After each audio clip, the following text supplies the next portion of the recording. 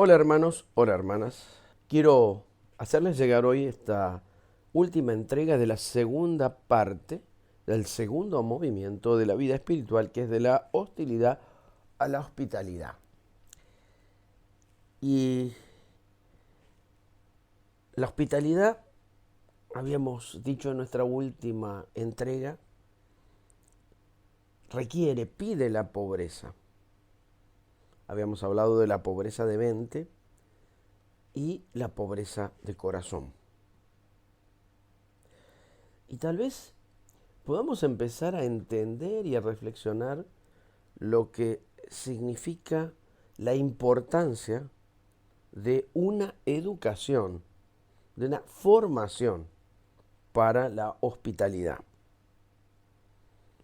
Una carencia grande, a veces en nuestra formación espiritual y en nuestra formación humana. Muchas veces nos encontramos que existen muchos programas para preparar al servicio en sus muchísimas y variadísimas formas. Pero la verdad es que raramente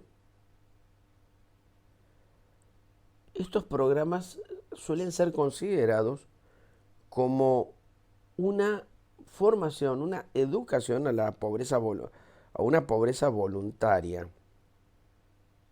O sea, una pobreza donde nuestra voluntad tiene que poder reconocer las limitaciones y poder recibir en el hermano, en ese sacramento de Jesús, en ese sacramento de Cristo, que es el hermano o la hermana con la cual nos encontramos, precisamente una bendición.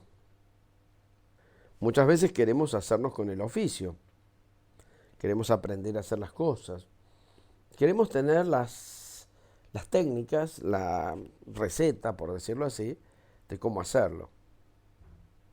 Sin embargo, una verdadera educación al servicio pide de nosotros un proceso de autodespojamiento. Despojarnos es ir vaciándonos de lo que creíamos que manejábamos con autosuficiencia, hasta con tecnocracia.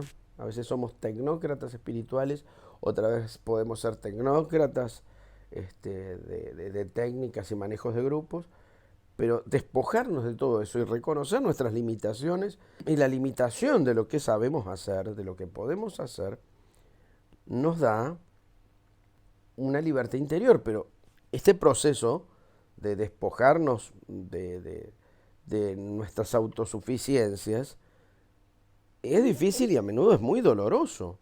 Digo, no hay servidor, no hay ministro que no tenga que pasar por esto para poder llegar a una actitud hospitalaria, sin ese despojamiento de lo que creo que es valioso, lo que creo que es importante, no hay sentido de la vida.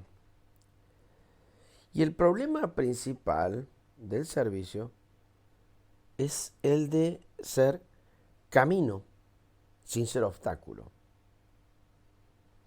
A veces en nuestro propio servicio podemos llegar a ser obstáculo, en nuestro propio trabajo podemos llegar a ser obstáculo. Y en realidad algunos hermanos cuando se descubren como obstáculo tienden a iniciar la retirada. Bueno, desaparezco, ya he visto que no sirvo, no voy, que no sirvo para nada, no voy. No, es seguir en el aprendizaje de ser camino hacia el Señor sin ser obstáculo. El problema principal del servicio es este. Si existen instrumentos, técnicas, capacidades que podemos aprender y emprender, todas esas cosas no son más que como una preparación del terreno, una limpieza de las malas hierbas y la poda de las ramas. No más que eso. Básicamente eso. Todo lo que podemos saber como técnica.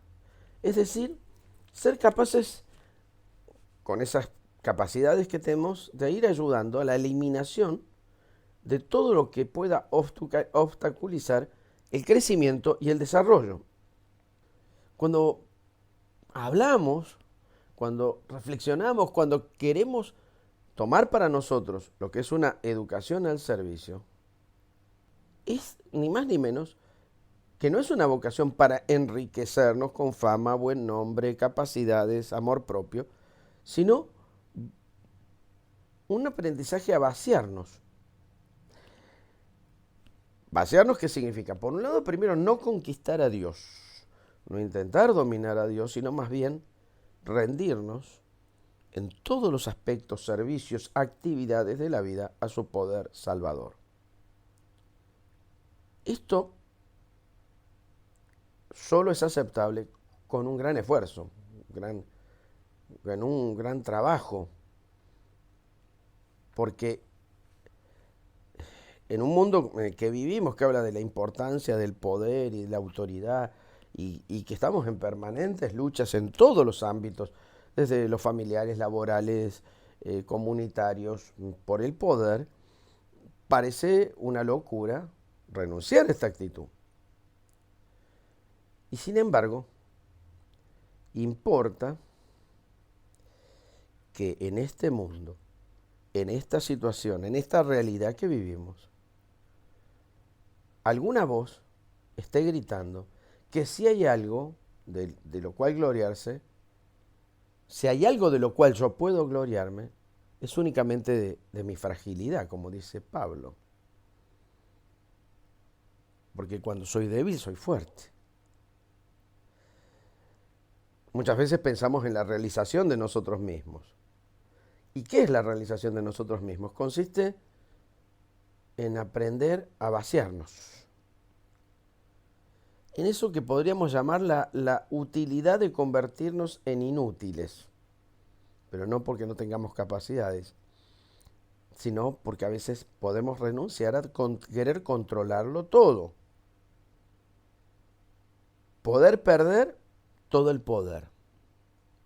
Querer dejar de manejarlo todo para confiar en la providencia y en la omnipotencia de Dios, donde nosotros podemos de una manera mucho más libre, sencilla, ser realmente portadores, facilitadores y adoradores del poder de Dios. Y es en parte, yo creo que esto es una parte muy importante del mensaje que Jesús nos da en el Evangelio, que Dios no se revela nunca como el otro potente, inabordable, que yo no lo puedo alcanzar en su omnisciencia, es decir, todo lo sabe, en su omnipotencia, en su omnipresencia. Por el contrario, Él ha venido a nosotros en Jesucristo, que, como dice la carta a los Filipenses, capítulo 2, versículo 6, dice, no consideró un tesoro envidiable su igualdad con Dios, sino que se despojó a sí mismo, haciéndose semejante a los hombres en forma humana, se humilló a sí mismo, haciéndose obediente hasta la muerte y una muerte de cruz. Es Dios mismo que nos revela el movimiento de nuestra vida espiritual. No es el movimiento de la debilidad a la potencia, sino en el movimiento en el que cada vez tenemos menos miedo, bajamos nuestras defensas y nos abrimos cada vez más a los hermanos, a las hermanas y al mundo. Incluso cuando esto produce muchas veces situaciones en nuestro corazón de dolor, incluso situaciones que llevan a una desilusión que nos hacen como experimentar verdaderos sentimientos de muerte. Mientras el movimiento del aislamiento a la soledad nos hace penetrar nuestro yo íntimo. El movimiento de la hostilidad a la hospitalidad nos hace llegar de verdad hasta los otros y las otras. El término hospitalidad ha sido usado tan solo para llegar a una mayor comprensión de la naturaleza de una relación cristiana que sea madura, abierta y receptiva con los hermanos, con las hermanas. Palabras como creación, creación de espacio, como receptividad, como confrontación, como pobreza de mente y de corazón, las hemos estado usando para demostrar que la espiritualidad del cristiano no solo está radicada en la realidad de la vida, no hay una espiritualidad que esté fuera de la vida. Cualquier intento de serlo terminaría siendo una especie de opio espiritual. La verdadera espiritualidad del cristiano está radicada en la realidad de la vida cotidiana y además nos damos cuenta allí que no solo la trasciende,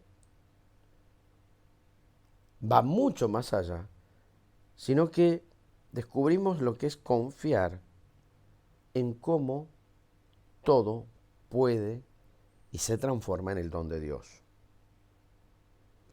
Ayudar, servir, cuidar, guiar, curar, sanar. Todas estas palabras han sido usadas para indicar cómo acercarnos hasta el prójimo, hermano, hermana. Pero por medio de ese hermano, esa hermana, ese prójimo, vamos a percibir la vida no como un don que tengo que poseer, sino un don que puedo y debo compartir. Finalmente esto nos va a llevar a un aspecto mucho más importante y más difícil de la vida espiritual. Nuestra relación con quien da. De Dios ya hemos hablado. Y se ha hablado de Dios y del Señor cada vez que, mientras nos movíamos del aislamiento a la soledad, de la hostilidad a la hospitalidad. Hasta este momento, sin embargo, nos hemos preguntado si era posible llegar a nuestro yo íntimo, a nuestro ser más profundo y a nuestros hermanos. Pero ¿podemos llegarnos hasta Dios, manantial y fuente de nuestra vida y de la de nuestro prójimo? Si la respuesta fuese no, la soledad y la hospitalidad quedarían como una cosa difusa, vaga, por ahí flotando en el aire. Como lindo tema de conversación, pero carente de influencia en la vida, como si no tuviera nada que ver con nuestra vida. El movimiento que vamos a abordar a partir del próximo encuentro, que es de la ilusión a la oración, es el más decisivo de este movimiento espiritual, porque ese movimiento envuelve y unifica todo lo que hemos venido reflexionando. Dios los bendiga.